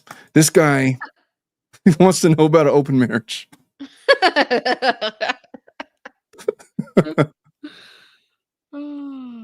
Oh boy. Jesus. Oh, Lauren must have been streaming because I see bacon all of a sudden in the chat. That's like the sign. Excuse me. Chris is like out of your mind. I don't know what he's talking about. My Tina Marie rant? Hardcore Tina Marie. Catherine Imhoff knows what I'm talking about. Some Tina Marie. I can't play her music because copyright and stuff. But Jesus, she's an amazing vocalist. Give her a listen if you get a chance. If you give her a chance. All right. So this husband, 29, asked me, 28-year-old female, for an open marriage. Any advice? Before I even read what she's about to say, when you ask your partner for an open marriage and you're doing it for nefarious purposes, and I feel like I hear this all the time. Most of the time, it's the guy that asks for the open marriage. And the reason that he's asking you for an open marriage is because he's already cheating on you. And so now he just wants to do it legally. He's trying to launder intent. To borrow a phrase that I used yesterday about laundering evidence. He's already doing it, and now he wants to laundering make it, the evidence with the phony under the pretense of, oh, we'll just learn so much about each other. He's already doing this shit. The problem with that is men have no idea what they're getting themselves into. It is so much easier for their partner to find somebody to participate than them. And they get super jealous when, like, oh, they went on like their online dating profile and there's like 150 different suitors, all of which will do whatever she wants to do. She has like her pick of the litter. Yeah, the guy thinks it's going to be so easy, and then his wife gets like all the hits, and they're like, this isn't how this is supposed to go. Not congruous. The proper way to do an open marriage. There's a proper way? Well, there is. If both people are open to it and agree to it. If it originates from a good place and that the partner is involved. What do you think is a good place for it to originate from? From a place not stemming from infidelity. Like it comes up in casual conversation as something that both parties are interested in and wanting to explore. Like you can do that successfully. I've seen married couples do that before. You're just sitting at brunch with your lady and you're like, yeah, I'd fuck her. And she goes, yeah, I'd fuck her too. You want it? Maybe that's how it starts. Hey, it does start that way sometimes. Sometimes. You just never know. Will not elaborate. You don't have to. Schnitzel. I've observed. Let me get Catherine. I did it again to Catherine. I'm sorry, Catherine. I'm just saying, look, if it starts in a good place and nobody's doing anything nefarious and you guys mutually come to this decision like, oh, that'd be kind of fun, but what would be the rules? It would be the parameters. Well, the parameters would be I get to see like your dating profile or whatever, and I get to like participate in whatever, or I get to or I don't want to know anything about it. Or maybe it's that, but I don't, it's either going to go that way or it isn't. Maybe it isn't. And if it isn't going to go that way, you got to respect it. Man, maybe if we did that, I could actually have like a spa night at home to myself. Maybe I should consider. There you go. Maybe the open marriages. Could I just have a spa night by myself? Because fuck. God, just get out of my house. Could I just have one night alone where you don't got to like worry about cooking dinner, like watching the kids, right? Cleaning the house. How you're a babysitter that night? How about just go play golf, like for the weekend, and just take the kid and drop him off at your mom's or something. I don't know, man. Just if it originates in a good, you could have an open marriage, but these guys that bring this idea to their wives, who are these dutiful wives, and they're wanting to be loyal, and then they're shocked when they're like way more better. They're way more better. They're way better at it than them, and then they get all jealous and butthurt about it. It's like, oh, I'm not having nearly the same level of success. Yeah, that's kind of the circle of life, buddy. I don't know what to tell you. It's harder for men to find partners than it is for women. Women could walk down the street literally and just proposition 10 guys, and 9 of them will say yes. I don't know. Got hit on just the other day. Walked into CVS. It fucking happens, Men. A man. I had like normal clothes on, but like they were just normal clothes, nothing special. And he's like, "Hey, how about a sack in the hay? A sack in the hay." He's like, "Hey, you want to stop back out here when you come out?" And I was like, "Nope." Bruce says Omar never uses the term cuck properly. See, someone keep him on track. I didn't believe I used the word cuck I today. didn't hear the word cuck. I didn't hear it. I think Bruce is remembering a different show. And also, maybe Bruce could Wait. define what a cuck is for me. Go to Just Jules' comment in all caps up above. Go get you a side piece, please. I'm bushy. Have Busy. this all night. I'm busy, not bushy. Good God. She's been... I totally read the wrong thing. Go get... Well, I guess if you're bushy, you might need a spot A too, but Jesus. We're doing Jules so raw tonight. Good God. I'm sorry, Jules. I read it wrong. I don't know what to tell you, man. I'm busy having a I'm busy having a spa day. Oh gosh, it is Friday night, isn't it? Go get you a side, please. Please, I'm bushy.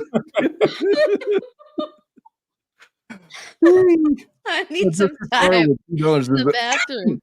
He says, hello, lovelies. I'm at work and we're watching on catch up. Oh, well, it gets better towards the end. I'll just say that. Yeah. We literally read a child's book today on FLAD. That was a first. It was a good one. I'm just saying it was a first. Jill says, thankfully, I love y'all. So you're pretty. Oh, Lauren says, Omar loves bushy cocks. My bad. I do not. Wait, I'm going to say something that's TMI, and I died when I heard it. So my husband is getting a vasectomy next week, and he had like his pre-op like appointment, and he said the doctor told him, you might want to shave that before you come in next week. Oh no. It's like, hey, buddy, you don't need additional obstacles, all right? You want to be safe? It was so funny. Help us out, huh? It reminds me of that bit in Scary Movie where the guy goes to pull down her panties and it just like hedge trimmers are needed to cut through this thing. I got to get Lauren's comments off of my screen. Jesus Christ. Oh, we love Lauren over here. Anita's in the chat. She woke up from a 7-hour nap. Oh, you were invited. You're invited. Poor lady. She needed her sleep. She really did. Put her comment up. Do the what? Put her comment up. Oh, what's her? Oh, where's her comment? I can't find it. Like 10 ago? Oh, just woke up from an accidental 7-hour nap. That's your body saying, fuck off, Anita. You're going to sleep. We need her sleep. Don't know the details of what's going on, but the only way my marriage is opening is a divorce. Namaste. Hell yeah. Oh, and a yogi at that. I like it. I don't like it. Namaste. Hey, yeah, I mean, that's a look. I hear, you could imagine the kind of divorce stories I hear, but oftentimes it's a woman and she starts like this. I don't know what happened. My husband just said he wanted an open marriage. And so I didn't want to do it, but he was insistent. And so I said, okay. And then I got a boyfriend, and then he got super jealous. And then now all of a sudden I'm here in your office and we need a divorce. All right. It just goes that way a lot of the time. Look, there's ways, like I said, there's ways to do it. You just don't be a dick about it is all. Let me read this guy's thing. My husband wants an open marriage. We've been together for 12 years, married for 6, have 2 children together, working on a 3rd. I am openly bisexual, and he has recently been asking me questions about exploring my sexuality, but used that as a preface to asking if we can explore open marriage. I'm not sure how to feel. On 2 separate occasions throughout our relationship, I found dating apps and profiles on his phone. Oh, was I right or was I right? You were right. As well as seeing him exchange pictures with someone over text and Snapchat. This has been a huge hurdle in our relationship, and now that he's asking to be open, I don't know what to think or feel. I need advice, and whether or not an open marriage would be a mistake, or if not, how to go about discussing it. Any advice? This is what I tell her. Look, if you agree to this, just know that he's already in an open marriage. The thing is, is she okay with him sleeping with other people? If she's, I think the way that he probably prefaced it to her, because she says I'm openly bisexual, is, hey, since you're bi, like, what if we like have a threesome, or what if we like do this and that, and then it turns into open. Like, he probably but that's prefaced, still him having like sex with other people. and then he says open marriage. You're right, and so like I think that like if you are not okay with him doing that, then absolutely don't have an open marriage. If you yeah, are okay with him doing that, then then you need to address like the layer, like one layer deeper of if is trying to maybe talk with him in a way that says like, hey, I'm your partner, like we're going to have this open marriage. One thing I need to know is these pictures on Snapchat and whatnot, like I need you to be honest with me and tell me the truth about that, because if we're going to go about doing this, we need to be like open and honest with one another. well, it's like Anita said, she would not be down. The only way my marriage is opening is a divorce. The only way my marriage is opening is a divorce, meaning it's not going to open. It will break. And so not all women are down for that. But if she is cool with it, then I guess. But you just, acknowledge. I think she probably already knows. There's not a chance that she's like seen all those things and is under a delusion that he's been like completely faithful. There's no way. What do you think? I think the evidence that she's found shows that he's already being loose in his commitments. But the other thing that I find interesting is that she says she's openly bi, but they've been married for 12 years. Yeah. Because when you marry someone, you're foregoing others. Mm-hmm. So life. then That's what they say. In words, not necessarily in practice, but the ideal outcome is that you're foregoing others. So then at that point, I just want to point out Crow was having a boy, and congratulations to her. Congratulations.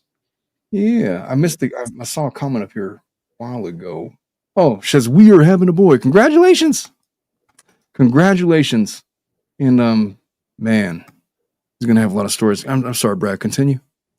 But at that point, when you forsake all others, wouldn't that mean that you're just, I hate the term, but cis at that point? What the fuck does that mean, cis? Hetero.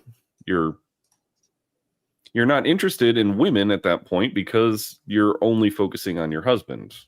How do you even know that what that is and you're like a Republican? I thought that was like a liberal thing. Because we get that term used on us all the time. Because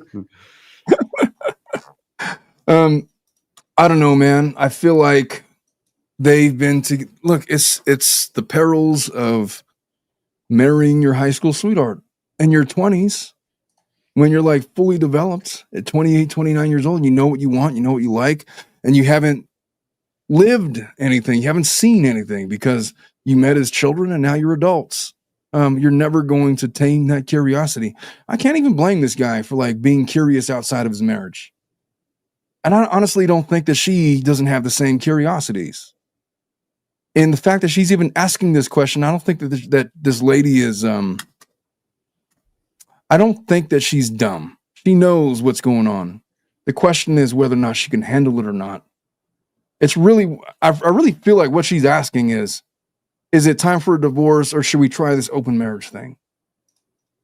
And if that's the question that she's asking is, if she says no to an open marriage, he's going to keep being open anyway. That would be called an open marriage. That's an open marriage.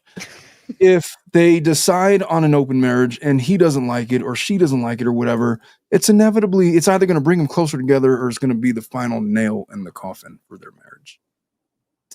I don't know if they have children or not, but look, it makes sense that this is where they're at in their lives.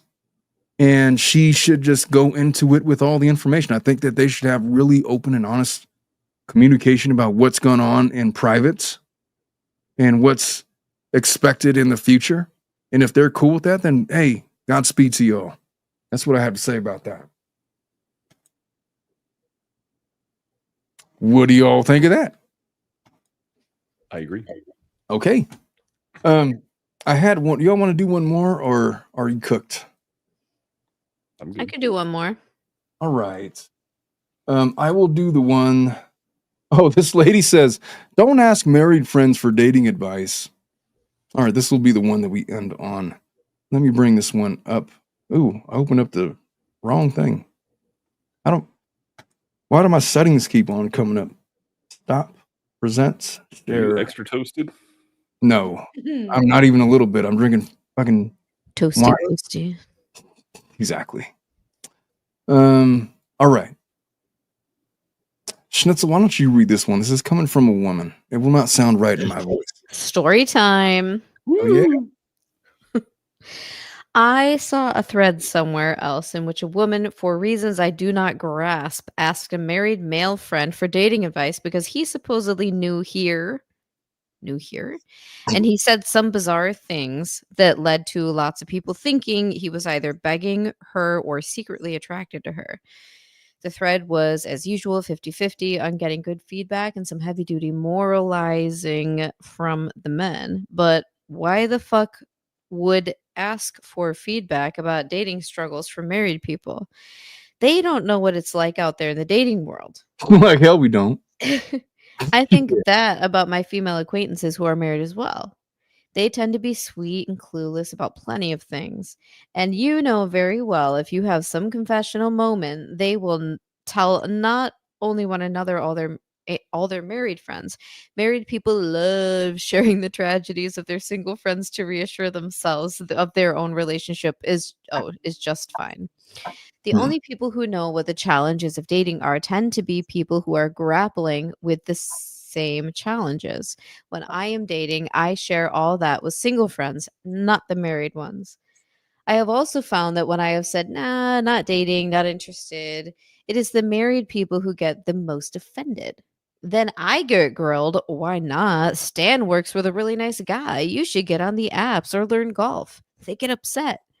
I am also reminded of how quickly most of my married friends dropped me like a hot potato with an E when I did get divorced. Could I point something out? I think this lady That has main character syndrome. That is all. You may continue.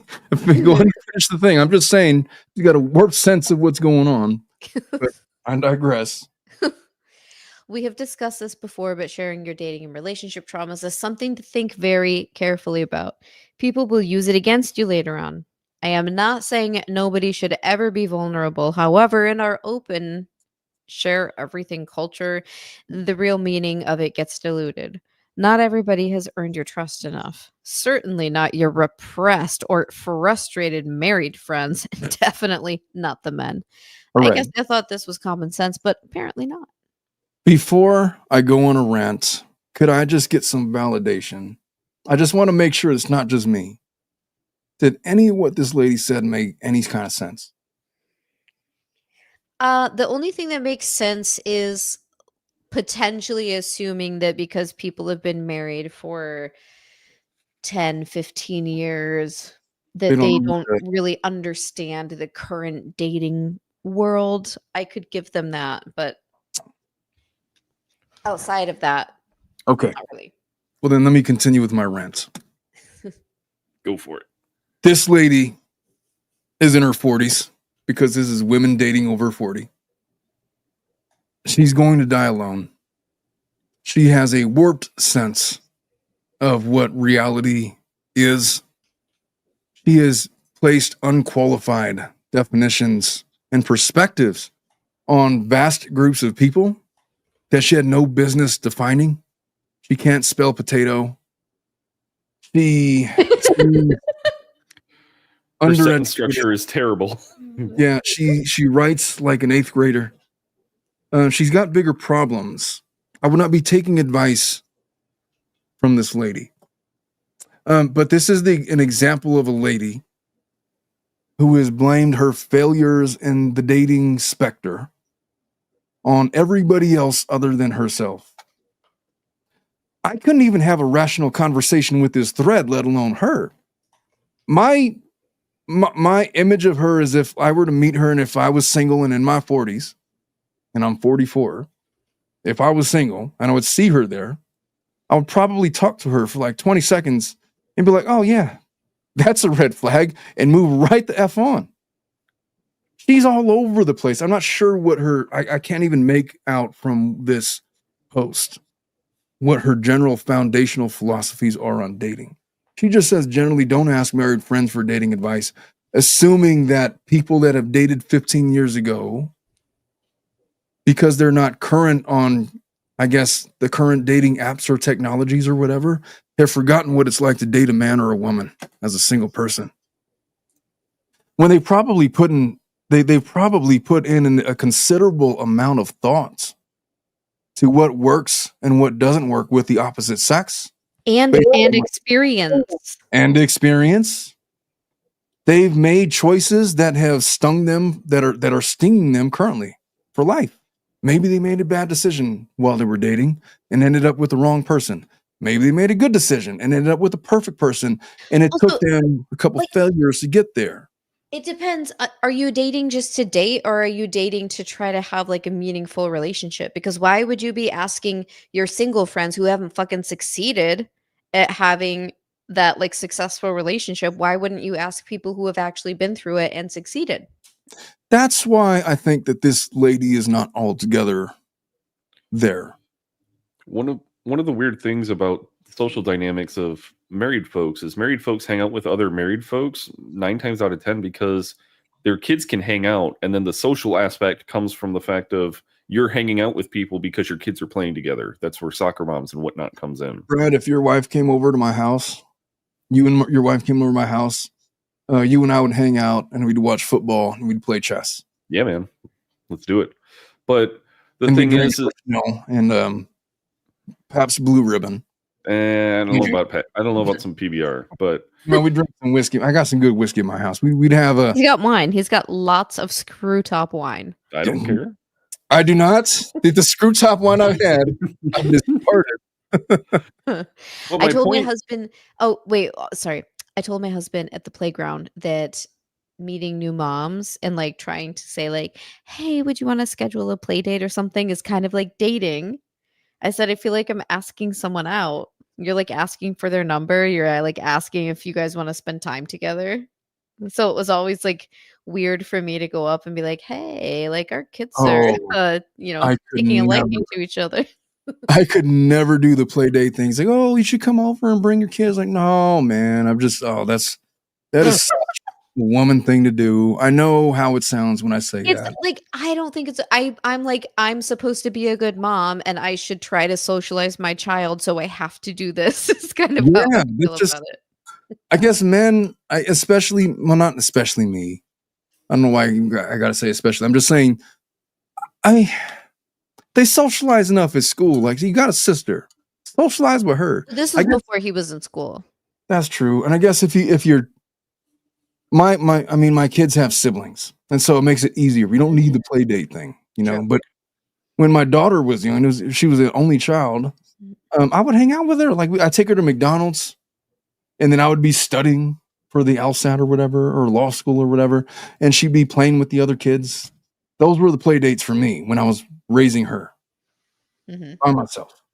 By the way, Sarah Dawn wants to know, Omar, when is your birthday? I feel like you're a Leo, and I want to know. I'm certainly not a Leo. I don't know what the personality traits of Leo would be, but my birthday is on September 3rd. I was born in 1980. I'm a Virgo, as is my brother. A virgin? I'm totally a virgin. In some alternate universe out there, I'm sure I'm a virgin. Only with salsa dancers. Totally. That's my fascination with salsa dancers, is my dating failures with them. I don't know. But going back to social dynamics, if a person who is in this friend group of other married folks suddenly becomes divorced and then will not shut up about her divorce, people aren't going to want her around. No, she's a miserable lady. She's like the kind of person, she's I don't want to be too judgmental, man. I'm not the judgmental type. I'm just saying She appears to be overtly bitter towards a lot of people and groups of people. And she's projecting as if she has it all figured out. I couldn't even make sense of what these 3 paragraphs are trying to say. Don't ask dating advice from married folks. Why? Because they had success at some point and they are out of touch with modern day technology. I mean, look, the dating landscape from 2011 to 25, I can't imagine it's changed all that much. So one of the interesting things is a lot of the stories that I'm seeing about women is that men are becoming deathly afraid of walking up to women. No, that's 100% truth. I'll tell you what. Okay.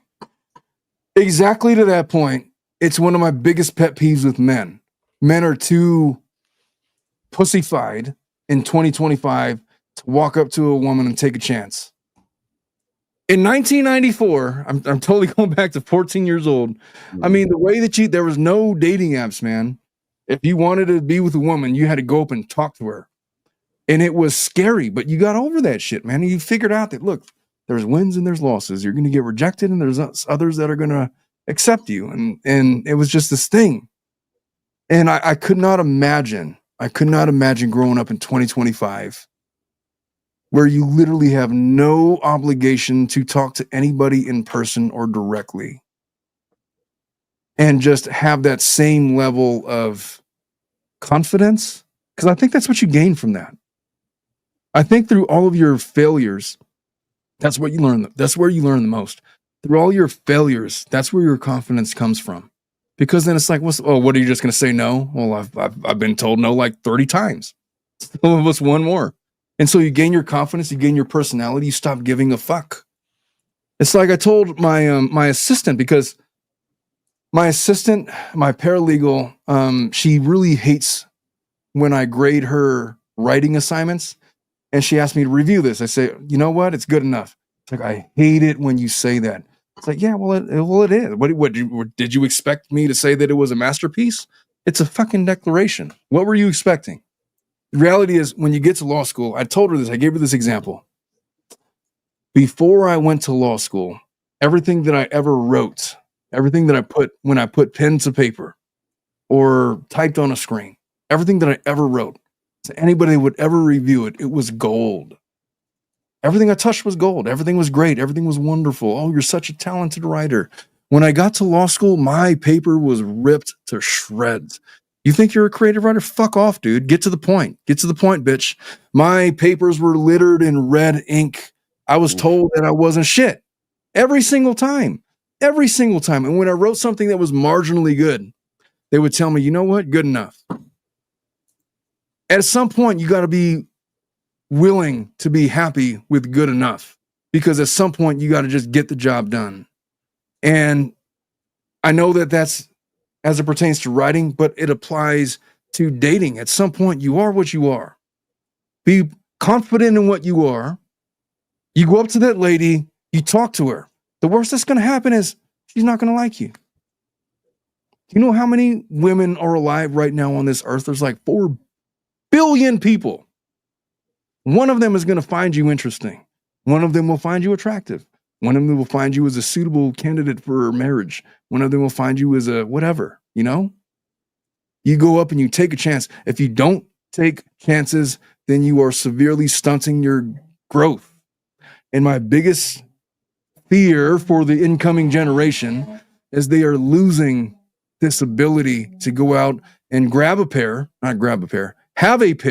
and go up and talk to the opposite sex, unabashed, with full disregard of outcome. That's where you grow as a man. I don't even want to say as a man. That's how you grow as a person. And with that comment, yeah, I fear that too. I don't even know why I got on that rant, but I'm here now. I'm getting off. Wow. You could have said that a different way. Yep. How would you have said it?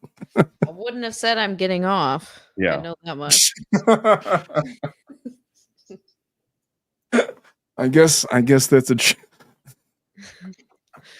I guess that's a true statement. Oh, Anita says, we don't interact with humans anymore. Social anxiety. Yeah.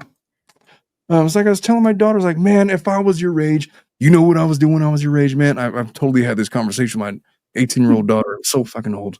Like, man, I was like walking back and forth in the snow for like 35 miles back. No, I haven't had that conversation, but I said, look, I had a job. I was making $7 an hour. I was taking 18 units in a community college because I wasn't that smart in high school. I was a dumbass. I graduated high school with a 2.01 GPA. I barely graduated because I was a dumbass. It took me until I was about 18 years old to get my shit together. But then everything just kind of clicked. And then I was taking full-time and a half credits, 18 credits. I was working the graveyard shift full-time. I was working like 60 hours a week. I'd work from 10 p.m. at night until 7 a.m. And I would do it like Monday to Saturday or something like that. And What did you do? I was a security guard.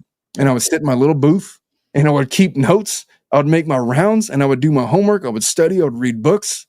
I would call like late night AM radio shows because the internet wasn't really a thing back then. I would call like KFI. I was like, hey, what's up, Bill Handel in the morning? My name is Omar. Could I have a job? I would say stuff like that. That's honestly how I got my radio, my writing job, my internship. I worked for this hip hop magazine, the Spotlight. I was just all out there, putting myself out there constantly. And I found myself in some crazy places. And it turned me into what I became. And I value my failures so much more than my successes. To be honest with you, I don't even really remember my successes. I remember my failures. And they created who I am, my character.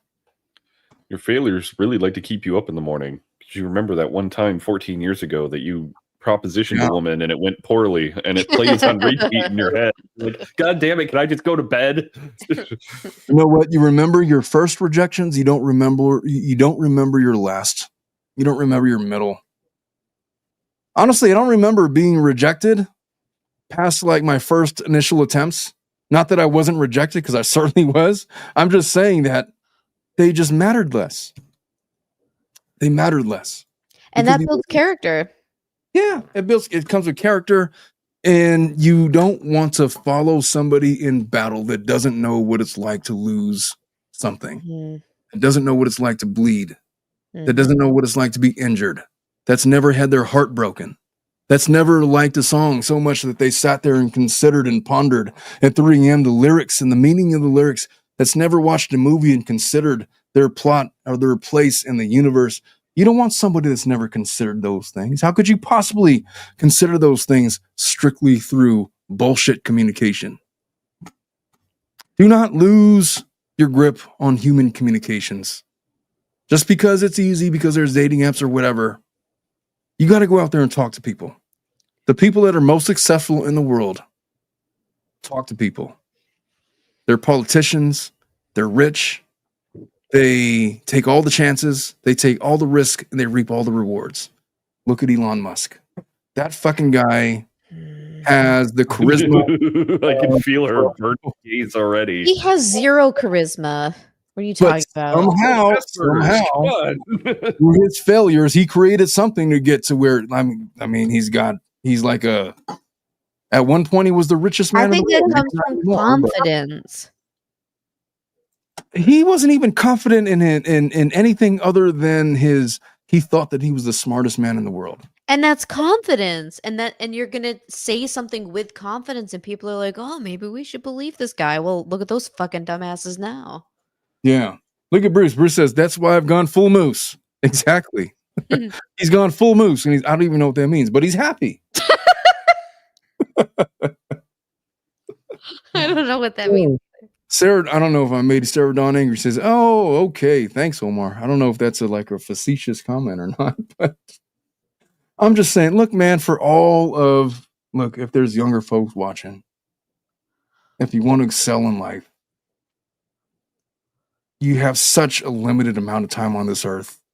Take the fucking chance, man. Nobody's going to remember or judge you for asking the girl out and getting turned down. You're gonna pretend that never happened, and that girl's gonna pretend that never happens. Like, that fucking guy was weird. She's gonna move on, and you're gonna move on, and the universe will erase it from memory. You miss 100% of the chances you don't take, right? Oh, so avoiding that quote from Michael Jordan. Well, I changed it a little bit. Oh, you miss 100% of the shots you don't take. Yeah. Wayne Gretzky. Hashtag Michael Scott.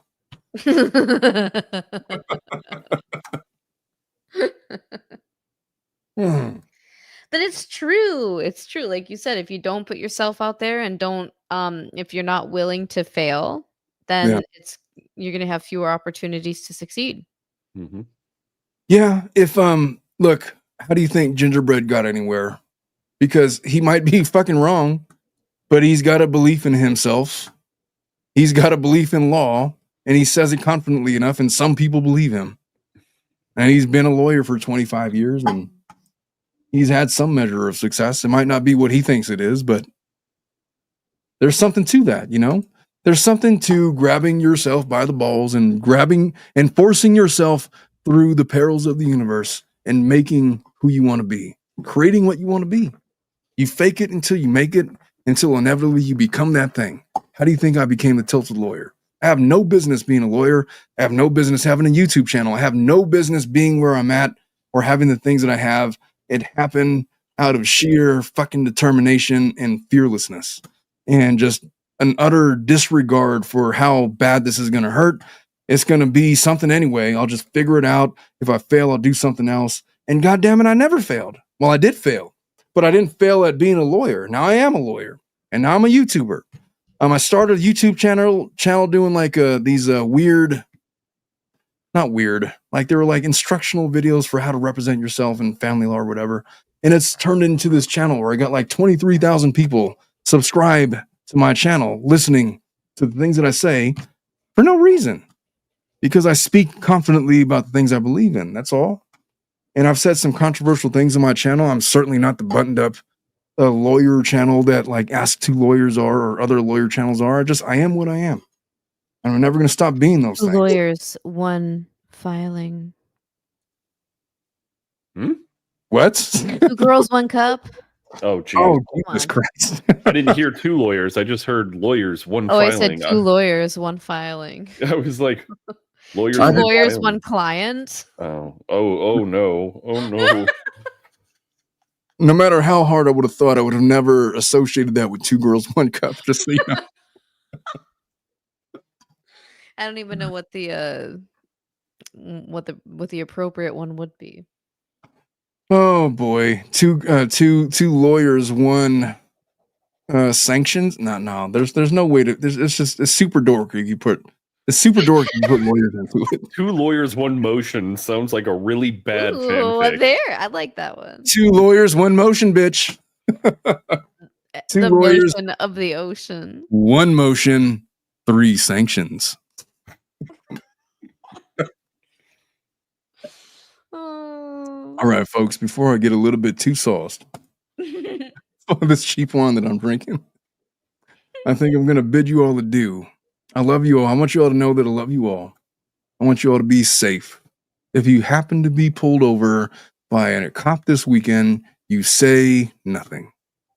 Call me and do not, under any circumstances, talk to the cops, and we will deal with it later. With that, folks, you guys have any parting thoughts?